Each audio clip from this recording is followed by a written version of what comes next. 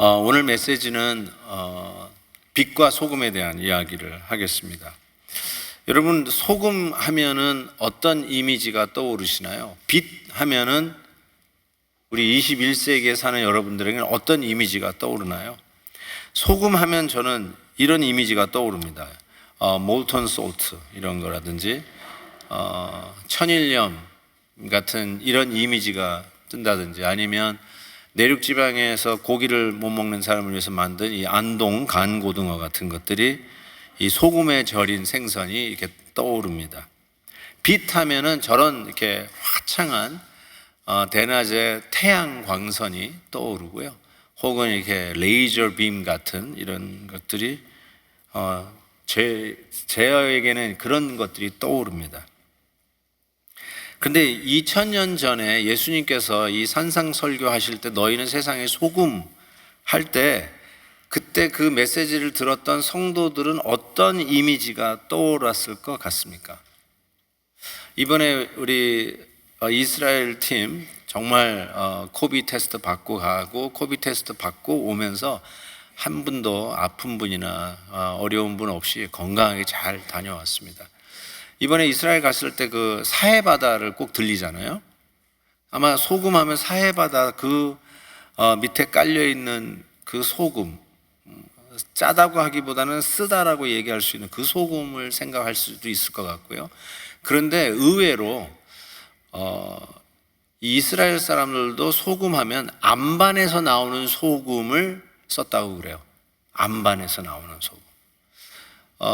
이 동부나 이 추운 날씨 속에 사셨던 분들은 눈이 오면 뭘 하죠? 사람들이 길에 뭘 뿌립니까? 락 솔트를 뿌립니다. 락 솔트. 그냥 여러분 집에 있는 천일염 뿌리는 게 아니라 락 솔트를 뿌립니다. 그거는 맛이 없어요. 짠 게 없어요. 락 솔트. 그러니까 그 안반에서 이렇게 흙 같은 걸 캐내서 그런 거를 눈 녹이는데 쓰는 것을 우리가 알 수 있습니다. 어쨌든 그들에게는 그런 소금이에서 정제된 그런 것을 통해서 아주 생활에 요긴한 아주 에센셜한 걸로 소금을 사용했던 것이 분명합니다. 당시 그 로마 제국 당시에는 군인들에게 임금을 봉급을 줄 때 소금으로 주었다고 합니다. 그래서 그 salt가 우리가 이 봉급쟁이 얘기할 때 salaryman 할 때 그 SAL, salary가 salt에서 나왔다고 그래요. 왜냐하면 소금으로 봉급을 주었기 때문에 그렇습니다. 일제시대 때 다른 건 몰라도 일본이 한국 그 해변에 있는 염전은 전적으로 일본 사람이 장악하고 운영을 했다라고 합니다. 그만큼 소금의 중요성을 우리가 감지할 수 있을 것입니다. 소금은 요즘은 뭐 소화작용, 해독작용, 중화작용, 심장박동작용, 심투압작용, 노폐물 제거작용 등 이 건강에도 필수적인 요소로 그 중요성은 더욱 인식이 됩니다. 그래서 여러분에게 요즘 뭐 짜게 안 먹는다고 소금기를 안 드시면 어느 날 그냥 갑자기 기절하는 수가 있어요. 그래서 나중에 알고 보면 소금기를 너무 안 먹어가지고 이 건강에 오히려 해가 되었다는 그런 진단도 받아보게 됩니다. 자, 소금의 기능이 너무나 다양하다는 것을 우리가 알 수 있는데, 예수님은 도대체 어떤 소금의 기능을 염두에 두고 너희는 세상의 소금이라고 했을까요? 13절 보니까 너희는 세상의 소금이니 소금이 만일 그 맛을 잃으면 무엇으로 짜게 하리요? 예수님의 그 rhetorical question이에요. 소금이 없으면 무엇으로 짜게 하리요? 그 말은 짜게 할 다른 방법이 없다는 것이죠. 근데 이 질문을 받아들고 우리 한국 분들은 간장이요 이렇게 이야기하시는 분이 있을까봐 좀 그렇습니다. 간장은 없어요. 그러니까 짜게 맛을 낼 수 있는 것이 소금뿐이 없어요. 그 정도로 중요한 거라는 거죠. 그러니까 맛을 내는 것에 우리 성도들을 향해서 예수님이 너희는 소금이다 이렇게 얘기한 것이죠. 욥기 6장에는 이런 말이 있어요. 싱거운 것이 소금이 없이 먹히겠느냐? 닭이 알 흰자 위가 맛이 있겠느냐? 소금으로 간이 안 된 거는 정말 맛이 없습니다. 제가 수제비를 좋아하는데요. 수제비를 좋아하는데 이 바이패스 수술을 받으셨던 권사님이 수제비를 그렇게 좋아하는 거예요. 근데 문제는 이제 의사가 소금, 간한 거 먹지 말라고 그랬다는 거예요. 그래도 수제비 먹고 싶고 내가 수제비 좋아하니까 수제비 좀 끓여달라고 그래가지고 수제비를 끓여가지고 병원에 갔네요.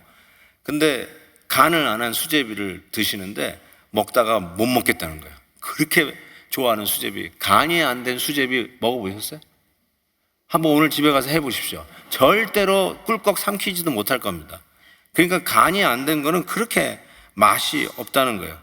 근데 예수님께서 우리 성도들에게 뭐라고 얘기하냐면 너희는 세상의 소금이라고 했다는 거예요. 이 말은 세상에 대한 전제가 뭐냐면 세상은 맛이 없는 것이 세상이에요. 몸이 건조한 게 세상이에요. 조금 심하게 얘기하면 맛대가리가 없는 게 세상이에요. 그런데 이 맛대가리가 없는 세상에 우리 성도들, 저와 여러분들을 향해서 예수님이 뭐라고 하면 너희는 이 맛대가리 없고 몸이 건조한 세상에 맛을 내는 소금과 같은 자들이다. 이렇게 얘기했다는 것이죠. 도대체 그러면 세상에 이 몸이 건조한 세상에 맛을 낸다는 말이 여러분 보고 요리사가 되라는 말인가요? 그 말은 아닌 것 같아요. 그럼 무슨 뜻일까요? 이 몸이 건조한 세상에 맛을 내는 성도가 되라는 말이 무슨 뜻일까요? 저는 이것을 이 소금은 분별력이 있는 성도가 되라는 뜻으로 해석을 합니다. 분별력이 있는 세상. 이 맛을 우리가 뭐 볼 때 가끔 이러시잖아요. 이게 무슨 맛이지? 이게 뭔 맛이야 이게? 이게 무슨 맛인지 모른다는 거 할 때 이게 뭔 맛이지 그러는 거예요. 그러니까 분간이 안 되고 분별이 안 되는 세상이라는 것이죠.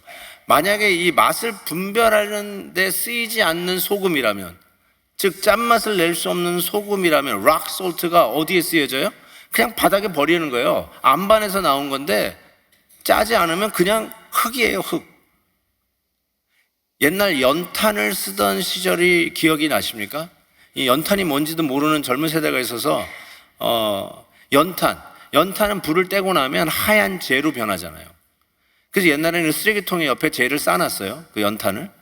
그러다가 비가 와가지고 동네 바닥에 거의 뭐 페이브가 이 포장이 안 돼 있었잖아요, 우리 어렸을 때는. 그러니까 그 질퍽한 그 물이 고여가지고 질척거리는 진흙과 같이 된 거기에서 그래도 그 재가 된 연탄을 놓고 깨가지고 거기 밟았어요. 기억나시죠? 연탄재는 그런 데라도 쓸 용도가 있었어요. 그렇지만 안반에서 소금기가 없는 거는 그냥 흙이에요. 그래서 바닥에 던져져 가지고 지나가는 사람이 밟고 다니는 그런 것이 될 수밖에 없었어요. 그런 쓸데없는, 아무짝에도 쓸데없는 그런 존재라는 것이죠. 그런데 이 몸이 건조한 세상에 저와 여러분은, 성도들은 뭐가 되냐? 맛을 내는, 무슨 맛이냐? 맛있는 맛을 내는 그러한 존재들이라고 우리 성도들의 정체성을 이렇게 비유하는 것입니다.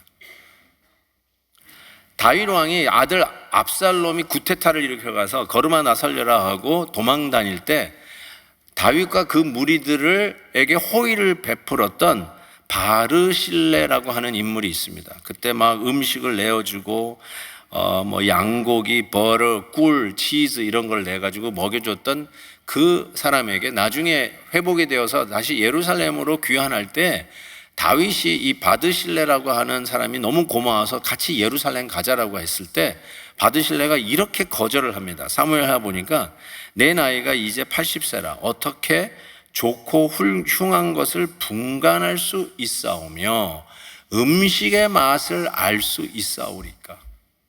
자기가 지금 음식의 맛을 구별할 수 있는, 분간할 수 있는 나이가 아니라는 거예요. 그래서 오히려 저를 데리고 가시면 임금에게 짐이 될 겁니다 하고 겸손하게 사양하는 장면이 나옵니다. 나이가 80이다. 그러면 음식의 맛을 잘 분간할 수 없다는 거예요. 저는 원래 분식을 좋아했어요. 지금도 좋아하지만.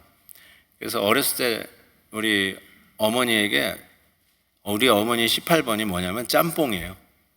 짬뽕 해달라고 그러면은 우리 어머니가 이렇게 얘기해요. 가서, 그러면 시장 가서 젖은 국수를 사가지고 오래요. 혹시 젖은 국수 사오라는 말을 이해하시는 분, 이해 못하는 분 계시나요? 원래 국수는 이렇게 마른 국수잖아요. 이렇게 둘둘 말아가지고 그 마른 국수인데 젖은 국수가 있어요. 그거는 갓 반죽해가지고 기계로 뽑아낸 젖은 국수가 있어요. 마르지 않은. 그걸 삶아가지고 내놓으면 훨씬 맛있습니다. 그래서 저는 젖은 국수만 좋아했는데, 이 젖은 국수 사오라 그러면 가서 사오면 어머니가 이렇게 다 해놓고 계세요. 그럼 거기다가 뜨거운 짬뽕 국물을 쫙 부어가지고 먹으면 너무너무 그냥 지금 벌써 침이 쫙쫙 나오기 시작하는데 제가 그거를 대야 같은 그 그릇에 3그릇을 먹었어요. 한꺼번에. 엄청나게 먹었어요, 진짜. 그래서 저희 어머니가 이제 캘리포니아로 이사 오시고 나서 그게 먹고 싶은 거예요. 그래서 어머니만 보면 어머니 짬뽕 좀 해주세요. 어머님 표 짬뽕 좀 해주세요. 근데 안 해주세요. 왜 그러냐니까 80이 넘으셔가지고 입맛이 달라졌다는 거예요. 그래서 우리 아들 어렸을 때 그 맛있게 먹던 추억의 짬뽕 맛을 못 낼까봐 안 해주세요. 어머니 지금 여기 앉아 계신데 좀 해주세요. 맛있는 짬뽕. 그러니까 이게 나이가 드시면 입맛이 이 분별이 잘 안 된다는 거예요. 그래서 옛날에 그렇게 맛있게 만들었던 음식도 더 이상 맛있게 못 만든다는 것이죠.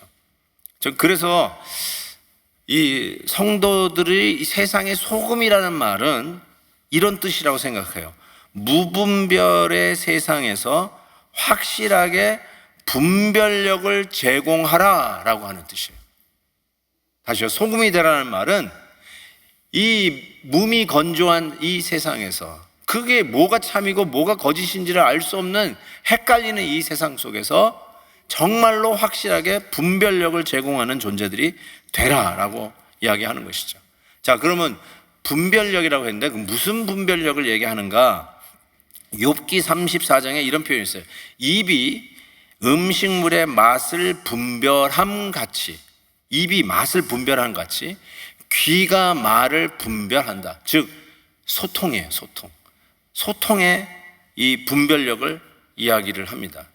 골로새서에서는 이런 표현을 썼어요. 너희 말을 항상 은혜 가운데서 소금으로 맛을 냄과 같이 하라. 아하. 그래서 지금 예수님께서 너희는 세상의 소금이라는 말은 뭐 물건이 이 생선이 썩지 않도록 절이라는 그런 뜻이 아니라 이 분간이 안 되는 무미건조하고 맛대가리도 없고 말이죠. 재미도 하나도 없고 흥미도 없고 뭐 신나게 하는 일도 없고 생명 살리는 일도 아니고 뭔가 재밌는 거 하다가 보면은 그냥 금방 실증 나가지고 결국은 인간의 지저분한 모습만 발견되는 그런 것들이 아니라 정말 살맛나게 하는 이 소금으로 맛을 낸과 같은 그런 존재들이 되라라고 하면서 너희 말을 소금으로 맛을 낸과 같은 이 말의 지혜, 말의 분별력을 이야기하고 있습니다. 소통의 지혜죠. 말의 분별력이에요. 팔복을 이야기할 때 화평케 하는 자는 복이 있나니 저희가 하나님의 아들이라 일컬음을 받을 것이다. 화평케 하는 자, 피스메이킹. 제가 여러분에게 도전했어요. 의도적으로 피스메이킹 해보셨냐고요. 불편한 관계를 피스메이킹 하기 위해서 인텐셔널리 해보셨냐고. 그래서 해봤던 분이 긁어부스럼 됐습니다. 이런 피드백을 받았어요. 제가 뭘까 생각해 봤어요. 아, 말의 분별력이 모자라구나. 말의 지혜가 부족하다라는 생각을 해봤어요. 마가복음 9장에 예수님께서 이런 말씀하셨어요. 같은 맥락인데요. 소금은 좋은 것이로되 만일 소금이 그 맛을 잃으면 무엇으로 짜게 하리오? 그리고 이렇게 얘기했어요. 너희 속에 소금을 두고 서로 화목하라. What is he talking about? 소금을 두고 서로 화목. 소금을 딱 둘 사이에 딱 놔놓고 얘기하라는 소리일까요? 아니요. 서로 대화하는 여러분의 말에 시즈닝, 소금을 치라는 거예요. 말의 지혜예요. 말의 분별력이에요. 사도행전 1장 4절에 아주 재미난 표현인데 개역 개정에 보니까 사도와 함께 모이사, they assemble together. assembly라는 말이 있어요. 근데 다른 한국 번역, 새 번역이 있죠. 새 번역에 보면 이렇게 됐어요. 사도들과 they are eating together. 함께 잡수실 때. 이렇게 번역이 바뀌었어요. 함께 모이사, assemble together. 그 다음에 eating together. 같은 단어인데 이렇게 번역이 바뀌었어요. 그래서 제가 원어 성경을 봤더니 원어 성경에는 순하고 together, 그 다음에 알리조라고 하는 단어인데요. 알리조라는 말이 뭔가 봤더니 seasoning이야, salting 하는 거예요. 소금 뿌리는 거예요. 그래서 taking salt together 이렇게 문자적으로 이걸 번역할 수 있어요. 그러니까 컨퍼런스를 할 때요, 컨퍼런스 서로 모여가지고 이야기를 할 때 여러분의 말에 지혜 있게 하라, 즉 소금을 치라는 거예요. 맛이 있게 하라는 거예요. 정말 세상에서도 말이 아다르고 어다르고 하잖아요. 아다르고 어다르잖아요. 근데 우리 성도님들은 이 세상에서 소금이라는 말은 말에 지혜 있는 자가 되어야 된다는 거예요. 말의 지혜. 꼭 좀 염두에 두셨으면 좋겠어요. 그래서 이 말의 지혜가 그럼 뭘 하는 거예요? 그러니까 뭐 멋들어지게 연설가, 웅변가 같이 말을 하라는 걸까? 아니에요. 그런 뜻은 아니에요. 시편 119편에 이 용도를 이렇게 쓰였어요. 주의 말씀의 맛이 내게 어찌 그리 단지요? 내 입에 꿀보다 더 다니라. 하나님의 말씀이 달대요. 맛이 난대요. 이게 무슨 뜻일까요? 즉 하나님의 말씀이 들리기 시작하는 거예요. 이게 맛이 나는 거예요. 하나님의 말씀이 들리기 시작하고 들리는 말씀을 통해서 말하는 지혜를 배우는 소통의 지혜를 여기서 이야기하고 있음을 알 수가 있어요. 맛이 난다. 야, 주의 말씀이 맛이 난다. 뭐 재미있다. 뭐 유머러스하다. 뭐 이런 뜻이 아니라 말씀이 들리기 시작하고 그리고 우리의 상황에 그 말씀이 적용되기 시작하고 그리고 우리의 생활이 그 말씀으로 해석되기 시작하는 거예요. 여러분이 당한 상황, 여러분이 지금 직면하고 있는 그 상황이 말씀을 통해서 해석이 되어지도록 읽혀지는 거예요. 요즘 큐티 하면서 받는 은혜가 이거 아니에요? 여러분 큐티 좀 하십시오. 우리 배대 성도들은 전부 다 큐티 하셔야 됩니다. 꼭 좀 부탁을 드립니다. 하나님의 말씀을 매일매일 묵상하면서 그 말씀으로 내 삶이 조명이 되어지고 해석이 되어지기 시작하는 거예요. 들리기 시작하는 거예요. 주일 설교 말씀이 지루하지 않고 옛날에는 설교 시간이 나의 잠자는 시간이었는데 말씀이 들리기 시작하는 거예요. 해석이 되기 시작하는 거예요. 눈물이 글썽거리기 시작하는 거예요. 가슴에 뭉클하기 시작하는 거예요. 말씀이 들리는 거예요. 그랬을 때 주의 말씀이 정말 맛이 있고 꿀과 같다라는 이런 표현을 쓰는 것이죠. 그래서 저는 이 말의 분별력을 결국은 복음을 깨달아 전하는 입술 이렇게 말씀드릴 수 있어요. 복음을 깨달아 전하는 입술이구나. 그냥 쉽게 얘기하는 말쟁이 뭐 코미디한 말이 아니라 복음을 깨달아 말씀이 들리고 그래서 말씀을 전하는 복음의 입술. 그것을 이야기하는 거구나. 그게 맛을 내는 이 세상의 소금과 같은 존재로서 우리 성도를 칭하는 것이다 라는 것을 깨닫게 됩니다.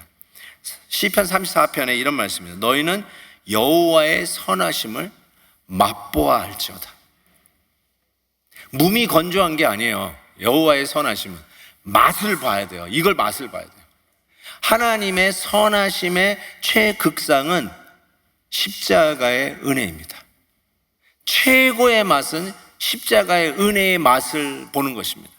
이 십자가의 은혜의 맛을 보면 이 맛없는 세상, tasteless world, 맛대가리 없는 이 세상에 드디어 이 복음의 맛을 알고 십자가의 은혜의 맛을, 여호와의 선하심을 경험한 그 맛을 아는 성도님들이 이 세상이 죽은 것 같은 이 살맛 나지 않는 이 세상에 살맛 내는 그러한 성도로서 이 땅에 소금과 같은 존재의 역할을 하게 된다는 것이죠.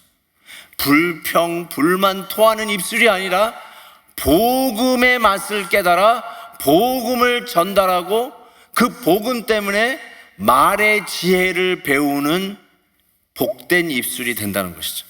그런 의미에서 너희는 세상의 소금이라는 거예요. 은혜는 옛날에 내가 한번 경험했던 과거 시제의 사건이 아닙니다. 그건 더 이상 은혜라고 부르지 않습니다. 은혜는 오늘 내가 여전히 계속해서 받고 있는 것이 은혜입니다. 그래서 저는 이렇게 제가 한번 정리를 해봤어요. 은혜는 지식적으로 아는 것이 정체된 과거가 아니라 늘 깨달아지는 역동적 현재 진행형, 이것이 은혜입니다. 제가 영어로도 이렇게 써봤어요. 우리 영어가 더 편한 분들이 많이 계셔서 Grace is not a stagnant knowledge of past tense. It is rather an ongoing and dynamic power that is working in me as a present continuous tense. 현재 진행형. Present continuous tense. ongoing tense예요. 지금도 진행되고 있는. 그걸 은혜라고 그래요. 나는 옛날에 받았었어. 난 그게 뭔지를 알았어. 과거 시를 얘기하시는 분 만약에 계시다면 그건 더 이상 은혜가 아니에요. 내가 학창시절에 나 은혜 받았었지. 그러면 더 이상 은혜가 아니에요. 은혜는 오늘 이 순간 받는 거예요. 계속해서 받는 게 은혜예요.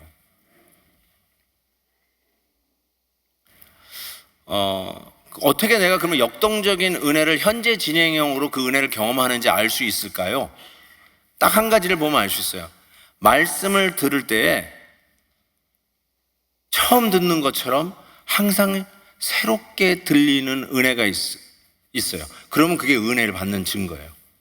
늘 똑같은 십자가의 복음을 듣는 것 같은데 그게 전혀 진부하지 않고 들을 때마다 새로운 거야. 매 주일마다 말씀을 듣는데 그게 새로운 거야.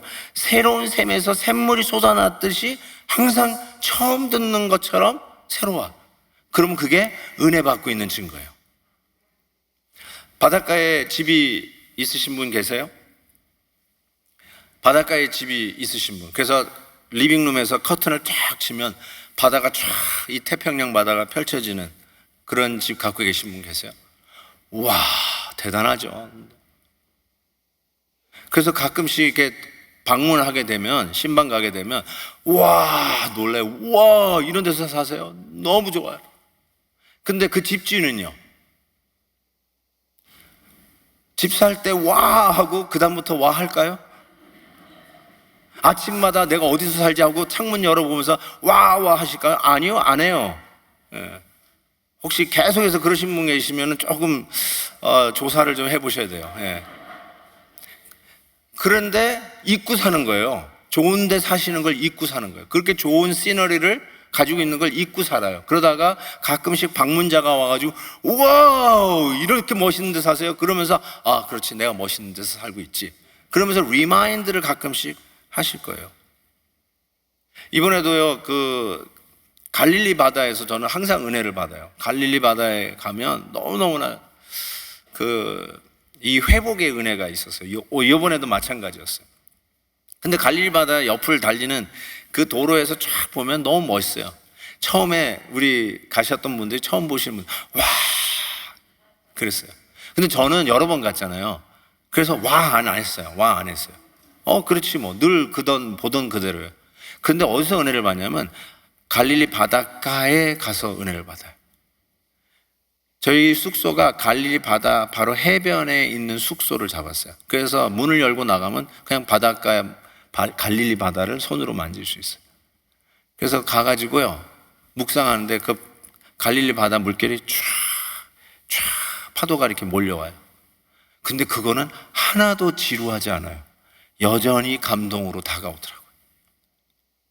바다를 멀리서 보면 한 번 와 하고 끝나요. 근데 바다가 지루하지 않는 경우가 있어요. 그게 언제냐면 바닷가에 가서 파도가 밀려오는 걸 계속 보고 계십시오. 거기 가서 비치 의자 놓고요, 한번 앉아보세요. 하나도 안 지루해요. 멀리서 보는 바다는 와 한 번 하고 끝나요. 그런데 바닷가에 가면 계속 밀려오는 그 파도를 보면 지루하지가 않아요. 사랑하는 성도 여러분, 한번 와 했다고 끝나지 마세요. 계속해서 은혜의 물결이 다가오는 바닷가 가까운 데로 내려갔어요. 베델교회 은혜 예배가 은혜롭대요. 옛날에 야 은혜롭다 그러는데 요즘은 몰라 잘. 다 그런 거겠지 뭐 그래요. 그러다가 새로 오신 분들이 와 베델교회 예배 은혜롭다 그러니까 아 그렇지 은혜롭지. 가까이 나가보세요. 은혜 받는 계속 은혜의 파도가 물결 치는 그 앞자리로 나오세요.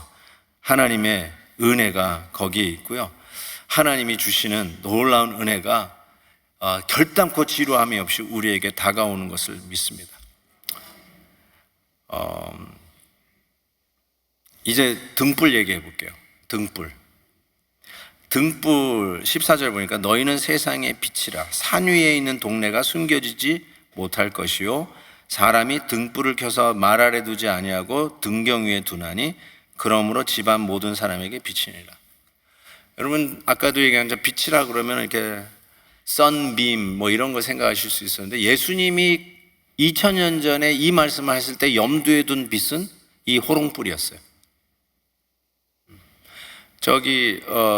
예 감람류 우리 올리브 오일을 담아서 저 이렇게 주전자 같이 따르는 그 여에 거기 심지가 있어요. 거기다 불을 붙이면 저렇게 등불이 됩니다.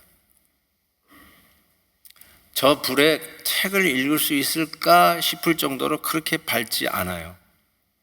근데 예수님이 너희는 세상의 빛이라 할 때 예수님이 그리고 청중이 이미지로 하고 있었던 건 틀림없이 저 등불이었을 거라고 저는 생각합니다. 저 불로도 충분하게 모든 사람에게 집안 모든 사람에게 저 빛이 비출 수 있다는 것이죠. 그게 포인트예요. 집안 모든 사람에게 비추는 게 빛의 기능입니다. 그래서 저는 이 모든 사람에게 저 빛이 비추는 영향력이다 이렇게 얘기하고 싶어요. 그러니까 너희는 세상의 빛이다라고 할 때 그 빛은 여러분의 그 빛은 별 볼 일 없는 것 같은 등불 같지만 실은 많은 사람에게 그 빛을 비춰서 그 빛의 혜택을 보게 한다는 거예요. 이번에 그 히스기야 터널을 우리 이스라엘 팀이 다녀왔거든요. 히스기야 터널이 뭔지는 다녀온 분들에게 물어보세요. 근데 그 히스기야 터널을 가는데 이게 사람 하나 겨우 지나가는 그 틈에 이게 물이 흐르게 만들었어요. 그러니까 거기를 이렇게 한 1km 정도 이렇게 걸어가는 그렇게 만들었는데 그걸 걸어가다가 우리 팀이 등불을 아니면 다른 조명이 없으니까 전부 다 랜턴, 플래시라이트 딱 끄라고 그랬어. 딱 껐더니 깜깜한데 그게 피치 다크예요. 그게 칠흑과 같은 어둠이라는 게 그런 거였구나. 세상은 이렇게 어둡다는 거예요. 깜깜하다는 거예요. 우리 가신 집사님이 이렇게 표현했어요. 눈을 뜬 것과 감은 게 똑같습니다. 여러분 칠흑과 같은 어둠은 눈 뜬 것과 눈 감은 게 똑같은 거예요. 여러분이 잠자다가 새벽에 집에서 일어나셨죠? 그때 눈 뜨시면 보여요. 밤이라도 불을 안 켜도 보여요. 화장실 가는 길이 보여요. 그건 칠흑과 같은 어둠이 아니에요. 그런데 이 히스기야 터널은 불을 끄니까 눈 뜬 것과 감은 게 똑같아요. 하나도 보이지 않아요. 바로 그와 같은 어둠을 가진 세상에 저와 여러분은 무엇이냐? 이런 호롱불 같은 등불이라는 거예요. 작은 것 같지만 글을 못 읽는 것 같지만 그 등불로 충분히 이 어둠을 밝히며 길을 안내하고 그 작은 등불에도 많은 사람들이 그 불비침에 대한 혜택을 받는 것이죠. 요즘 시대로 얘기하면 저는 이게 꼭 등대와 같다라고 생각할 수 있어요. 옛날 2000년 전에 호롱불의 역할은 요즘 등대의 역할과 비슷하다 이렇게 저는 생각했어요. 유럽에 배가 처음으로 이 캘리포니아 도착한 곳이 샌디에고 근처에 있는 포인트 로마예요. 포인트 로마에 가보시면은 바로 저와 같은 등대가 있습니다. 너무 멋있죠. 저 작은 집에 들어가면은 저 등대에 대해서 작은 설명, 조그마한 박물관 같이 설명이 잘 되어 있어요. 그것을 꼼꼼히 읽어보시면 옛날에 저 등대가 세워지면서 그 등대지기의 삶이 적혀져 있어요. 등대지기의 삶을 보니까 이 사람들이 사는 주거지에서 꽤나 멀리 떨어져 있어요. 저기가 마을이 형성된 곳이 아니기 때문에 따로 떨어져서 몇 달치씩 먹어야 할 식량과 필요한 땔감, 연료 이런 거를 다 가지고 가서 그곳에서 살아야 돼요. 등대지기의 가정이 저 등대 밑에 가정집이 있어요. 그 등대 올라가는데 그 아마 다 보시게 돼 있어요. 거기서 살게 되는데 그거 읽어보니까 정말 외로움과 그리고 그 추위와 더위와 싸워야 하는 곳이 등대지기의 삶이고, 그리고 홈스쿨의 초시가 등대지기 가정이에요. 아이를 학교에 보낼 수가 있어야죠. 다 널리 떨어져 있으니까. 그래서 그 등대지기 안에는 아이들을 거기서 가르쳐요. 사람과 떨어져서 고독과 외로움과 어려운 환경과 그리고 자녀를 스스로 홈스쿨링 해야 되는 이런 어려움을 감수하는 그 삶이 많은 사람들에게 빛을 비추는 등대의 역할에 밑에 숨어 있어요. 우린 잘 보이지 않아요. 등대를 많은 사람들에게 그 빛을 비추기 위해서 살아내야 하는 삶이 있더라고요. 희생적인 삶이 있어요. 그거를 성경은 한마디로 착한 행실 이렇게 적고 있습니다. 16절 보세요.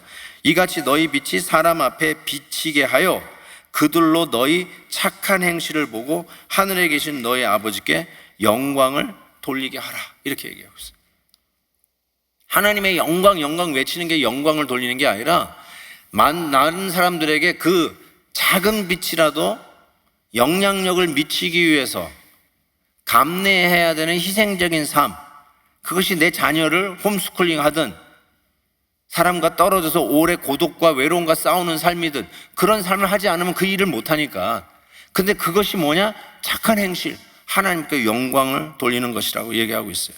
베드로전서에서 우리들의 성도들의 정체를 이렇게 얘기하죠. 너희는 택하신 족속, 왕같은 제사장, 거룩한 나라여 그의 소유된 백성이니 이는 너희를 어두운 데서, 이 세상의 깜깜한 칠흑 같은 어두운 데서 불러내어 하나님의 그 귀한 빛에 들어가게 하신 이의 아름다운 덕을 선포하려 합니다. 그의 귀한 빛에 들어간다. Into His wonderful light. He brought us out of this pitch darkness of the world into His wonderful light. 그의 귀한 빛에 들어가서 그 빛을 반사하려, 아름다운 덕을 선포, 받은 빛을 reflect, 모든 사람에게 reflect 하기 위한 존재들이 바로 너희들, 성도들, 이 세상의 빛인 성도들이다라고 이야기하고 있습니다. 고린도 후서에서는 그런 의미에서 이렇게 얘기하죠. 어두운 데 빛이 비치라, let light shine out 말씀하셨던 그 하나님께서 예수 그리스도의 얼굴에 있는 하나님의 영광을 아는 빛을 우리 마음에 비추셨느니라. Made His light shine in our hearts. 세상의 어두움 속에 그 드리워져 있던 우리의 마음 속에 복음의 빛으로, 생명의 빛으로 우리의 마음에 illumination, 조명하기 시작했다는 거예요. 그래서 우리는 어떠한 존재냐? 그 조명받은 빛을 세상 모든 사람에게 비추는, reflect 하는 것이죠. 그 등대 가보시면요, 등대 빛은 조그만해요. 근데 그 주위에 싸고 있는 수많은 유리들이 있어요. 그거 보셨어요? 수많은 유리, 한 수백 개가 있는 거예요. 그래서 그 작은 빛을 수백 개의 유리들이 사방팔방으로 쫙 빛을 보내는 거예요. 별거 아닌 것 같지만 예수 그리스도를 아는 빛이 우리 어두운 마음에 드디어 비춰져서 하나의 촛불을 세웠는데, 이제는 우리는 그 앞에 모든 글라스를 두고 여러 집안 모든 사람에게 비추는 호롱불처럼 이 어두운 세상에 우리는 주님께 받은 빛을 비추는 자가 되어야 된다는 것이죠. 여기에 아주 중요한 복음의 진리가 있어요. 그게 뭐냐면 여러분은 자가 발전기가 아니에요. You are not self-generated light. 자기 발광하는, 자기 스스로 발광하는 발광체가 아니라는 거예요. 우리는 리플렉터예요. 받은 빛을 반사하는 작용이에요. 여기에 복음의 핵심이 있어요. 이 세상 사람들은 자기가 스스로 빛을 만들어서 비추려고 그래요. 그러니까 실패하는 거고요. 그러니까 하다가 지치는 거고요. 착한 일 좀 하다가 교만해지는 거고요.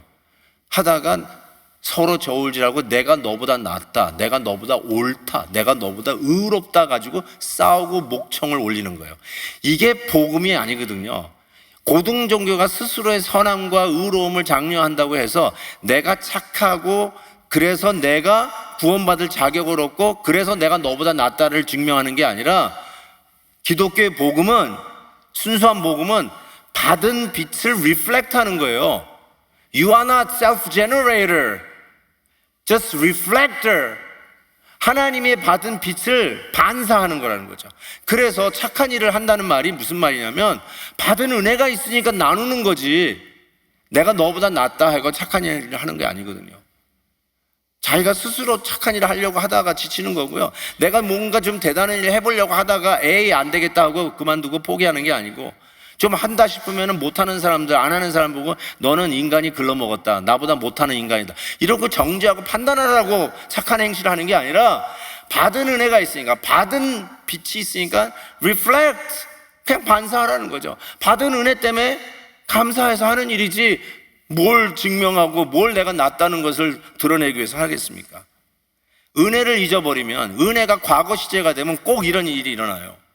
항상 계속해서 밀려오는 현재 진행형의 다이나믹한 은혜를 경험해야 너희는 세상의 빛이다 할 때 그 빛, 리플렉트하는 빛의 역할을 감당할 수 있다는 것입니다. 그래서 이렇게 얘기할 수 있어요. 복음의 빛을 받으면 우리는 그 빛을 이웃을 향해 되비치는, reflect, 되비추는, 세상을 변화시키는 게임 체인저로 섬기게 될 것입니다. 아멘. 아멘.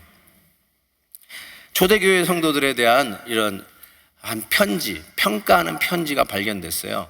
아테네에 아리스토텔이라고 하는 크리스찬이 로마 황제 헤이드리언에게 보내는 아폴로지라고 하는 이 글이 발견이 됐어요.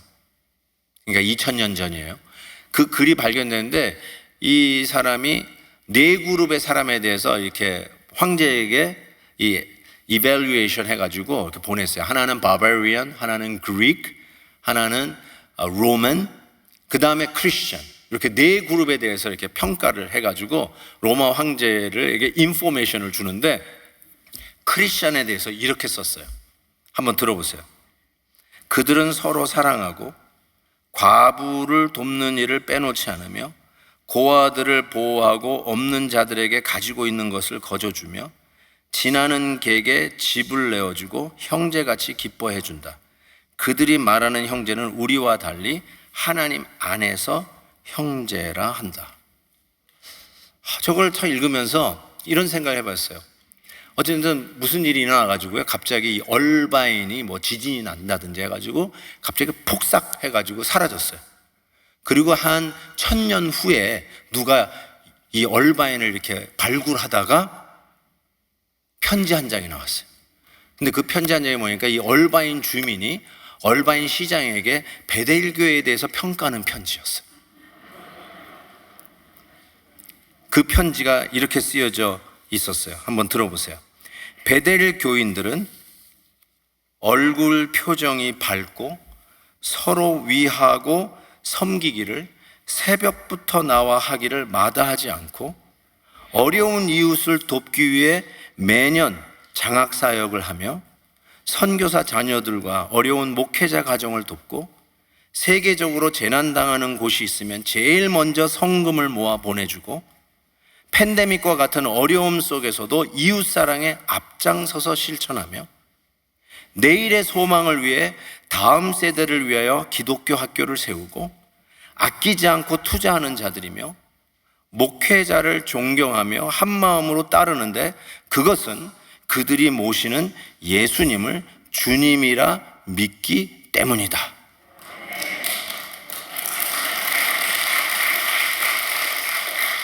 제가 그래서 이 설교 원고를 어디다 잘 묻어두려고 합니다. 혹시 알아요? 나중에 수백 년 후에. Ladies and gentlemen, 사랑하는 성도 여러분, You are game changer of this world. 맛대가리 없는 무미건조한 이 세상에 재미나고 살맛 나는 소금이 되고, 깜깜하고 칠 것 같고 좌우를 분별할 수 없고 옳고 그름을 분별할 수 없는 이 어둠의 세상에 주님으로부터 받은 복음의 빛을 모든 사람에게 비추어서 이 세상의 진정한 게임 체인저들이 되십시다. 우리 같이 한번 선한 능력, 이 찬양을 하는데요, 이 찬양을 아시다시피 독일 목회자 본헤퍼라고 하는 목사가 이 가사를 썼어요. 이 본헤퍼라고 하는 목사님이 여러분이 알다시피 히틀러 암살 조직단에 가입을 했지만 실패했죠. 히틀러 암살하는데 그가 이런 말을 했어요. 버스를 타고 이게 승객들을 태우고 가는데 운전수가 미치광이에요. 그러면 크리스찬은 미치광이 그 버스 드라이버를 끄집어 내려야 된다는 거예요. 그냥 그 드라이버를 그냥 그 자리에 놔두면 승객들이 다 위험에 빠지는 걸 알면서도 가만히 있으면 그건 크리스찬이 아니라는 거예요. 저는 그 얘기를 들었을 때 또 뭐 암살단에 목사님이 조직했다 해서 무슨 좌경화된 목사인가 하고 제가 신학교 때 처음 이 목사님의 글을 접하고 좀 의아해했는데, 이분이 쓴 오늘 이제 부를 선한 능력이라는 이 가사를 보니까 아니에요. 정말 따뜻한 목사님이에요. 목사 중에 목사예요. 양심이 있는 목사예요. 어둠의 세상, 칠흑과 같은 세상에서 빛을 리플렉트하는 그런 목사님이셨어요. 그런 의미에서 우리도 한번 이 찬양을 부르면서 하나님, 나를 이 세상의 소금이라 하셨군요. 맛을 내는 성도가 되게 해주셔서 분별력 있게 해주시고, 그리고 받은 빛을 모든 사람에게 비치는 영향력 있는 선한 영향력을 미치는 성도로 살게 해주세요. 저와 여러분의 결단이 될 수 있기를 바랍니다. 같이 찬양합시다.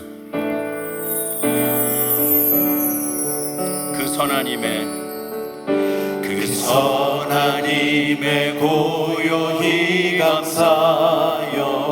아멘. 그 놀라운 평화를 누리며 나 그대들과 함께 걸어가네. 나 그대들과 한 해를 여네. 주께서 밝히신 작은 촛불, 주께서 밝히신 작은 촛불이 어둠을 헤치고 타오르네. 그 빛에 우리 모두 하나 되어 온누리에 비추게 하소서.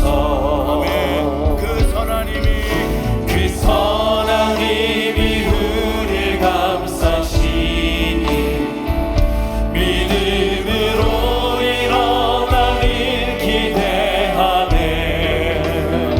주 언제나 우리와 함께 계셔. 하루 또 하루가 늘 새로워. 이 고요함이 깊이 번져갈 때 저 가슴 벅찬 노래 들리네. 다시 하나가 되게 이끄소서. 당신의 빛이 빛나느니와. 그 선하님이 우릴 감싸시니 믿음으로 일어나길 기대하네. 주 언제나 우리와 함께 계셔. 하루 또 하루가 늘 새로워. 같이 기도합시다. 여러분은 이 세상에, 몸이 건조한 세상에 맛을 내는 소금이라 했습니다. 그 맛은 말의 분별력이라고 했습니다.